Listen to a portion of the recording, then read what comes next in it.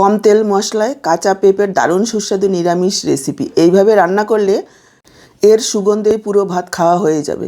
নমস্কার বন্ধুরা, সুমার রান্নাঘরে আরও একটা নতুন পর্বে আপনাদের সবাইকে অনেক অনেক স্বাগত জানাই। আজকে আমি শেয়ার করব কাঁচা পেঁপে দিয়ে দারুণ সুস্বাদু একটা নিরামিষ রেসিপি। যারা কাঁচা পেঁপে খেতে পছন্দ করে না, এইভাবে রান্না করলে তারাও চেটেপুটে খাবে। তো চলুন আর দেরি না করে রেসিপিটা দেখে নেওয়া যাক। রেসিপিটা শুরু করার আগে ছোট্ট একটা অনুরোধ, আজকের এই কাঁচা পেঁপের রেসিপিটা দেখে যদি আপনাদের একটুও ভালো লেগে থাকে, ভিডিওটাকে একটা লাইক করে শেয়ার করে দেবেন। ইউটিউব থেকে যদি নতুন দেখছেন, চ্যানেলটাকে সাবস্ক্রাইব করবেন, আর ফেসবুক পেজ থেকে দেখে থাকলে পেজটাকে ফলো করবেন।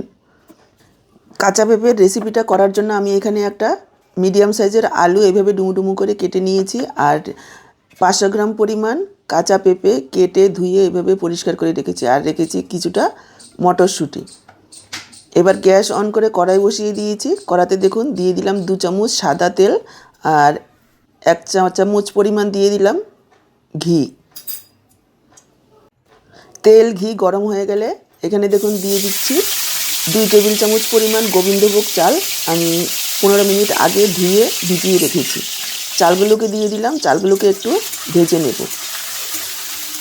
চালগুলোকে খুব বেশি কড়া করে ভাজবো না, খুব বেশি কড়া করে চাল ভাজলে চাল শক্ত হয়ে যাবে। 1 থেকে 1.5 মিনিট নাড়াচাড়া করার পর যখন দেখবেন যে চালের কালারটা একটু সাদাটে হয়ে গেছে, তখন চালগুলোকে তুলে রাখতে হবে।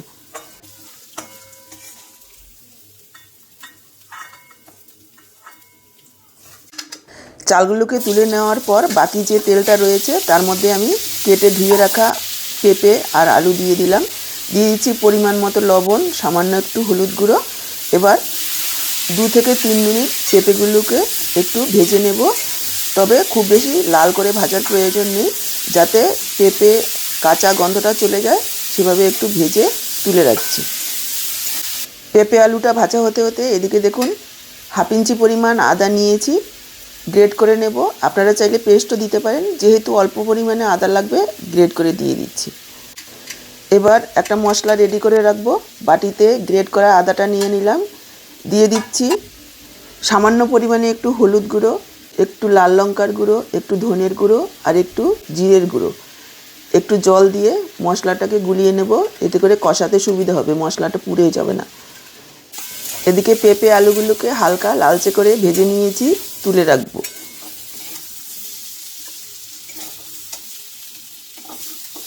পেঁপে আলু তুলে নিয়ে আরও 2 চামচ সাদা তেল দিয়ে দিয়েছি।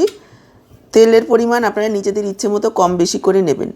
ফোড়নে দিয়ে দিচ্ছি 2 টুকরো দারচিনি, 2টো এলাচ মুখ ফাটিয়ে দিয়েছি, 3-4টে লং, 1/2 চা চামচ পরিমাণ সাদা গোটা জিরে, আর 1 চিমটি হিং। হিং যদি হাতের কাছে থাকে একটু দেবেন, এতে টেস্টটা ভালো আসবে। লো ফ্লেমে কয়েক সেকেন্ড ভেজে নেব। সুন্দর গন্ধ বেরিয়ে গেলে ভিজিয়ে রাখা মশলাটা দিয়ে দিলাম, আর দিয়ে দিলাম পরিমাণ মতো লবণ। এবার মশলাটাকে খুব ভালোভাবে কষিয়ে নেব, গ্যাসের ফ্লেমটাকে লোতে রেখে, যাতে মশলার একেবারে তেল ছেড়ে আসে। দেখুন মশলাটাকে খুব ভালোভাবে কষিয়ে নিয়েছি, মশলার তেল ছেড়ে এসছে। এবার আমি যোগ করে দিচ্ছি ভেজে রাখা আলু আর পেঁপে, সাথে দিয়ে দিচ্ছি 1/2 কাপ মটরশুঁটি। এখন শীতের সময় মটরশুঁটি রয়েছে, দিলে খেতে ভালো লাগবে। মটরশুঁটি ছাড়াও রান্নাটা করা যাবে। এবার সব কিছু একসঙ্গে আরও 2-3 মিনিট একটু কষিয়ে নেব। দেখুন আরও 2-3 মিনিট কষিয়ে নিয়েছি। এবার দিয়ে দেব পরিমাণ মতো জল, তবে এখানে যেহেতু গোবিন্দভোগ চাল দেব, জলের পরিমাণটা একটু বুঝে দিতে হবে, চাল কিন্তু অনেকটা জল টেনে নেবে। আর এটা খুব বেশি পাতলা ঝোল করব না, একটু মাখো মাখো করব, সেই বুঝে আমি 2 বাটি জল যোগ করে দিয়েছি, আর দিয়ে দিলাম ভেজে রাখা গোবিন্দভোগ চাল।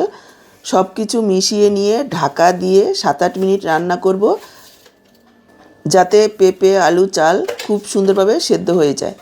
দিয়ে দিলাম 1 চা চামচ চিনি, যেহেতু নিরামিষ তরকারি একটু মিষ্টি মিষ্টি হলে খেতে ভালো লাগবে। মিষ্টিটা আপনারা স্বাদ অনুযায়ী যোগ করবেন, আর যারা চিনি পছন্দ করেন না তারা স্কিপ করবেন। দেখুন ঢাকা দিয়ে 7-8 মিনিট রান্না করে নিয়েছি, ঝোলটা টেনে গেছে, আর চাল আলু সব কিছু খুব সুন্দরভাবে সুসেদ্ধ হয়ে গেছে। এইরকমই মাখো মাখো করব। এবার দিয়ে দিচ্ছি সামান্য একটু গরম মশলার গুঁড়ো আর হাফ চা চামচ ঘি। আরও একবার সব কিছু মিশিয়ে নিয়ে গ্যাসটাকে অফ করে ঢেকে রেখে দেবো 5 মিনিট, যাতে ঘি গরম মশলার গন্ধটা খুব ভালোভাবে মিশে যায়। 5 মিনিট ঢেকে রাখার পর দেখুন আমি পরিবেশন করে দিচ্ছি। দেখলেন তো কত সহজে, কত কম মশলায় দারুণ সুস্বাদু একটা নিরামিষ পেঁপের তরকারি তৈরি হয়ে গেল। এইভাবে একদিন রান্না করে খেয়ে দেখুন আর কমেন্টে জানান যে আপনাদের কেমন লাগলো। এই রেসিপিটা রুটি, লুচি, ভাত সব কিছুর সাথে খেতে দুর্দান্ত লাগবে। তাহলে আজকে এই পর্যন্ত, আবার দেখা হবে নতুন কোনো রেসিপির সাথে। সবাই ভালো থাকবেন, সুস্থ থাকবেন।